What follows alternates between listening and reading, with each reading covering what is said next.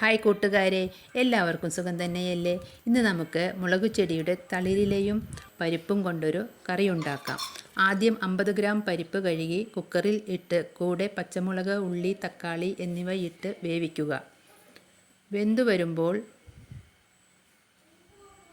മുളകില ചെറുതായി കൈകൊണ്ട് മുറിച്ച് പരിപ്പിലേക്ക് ഇടുക.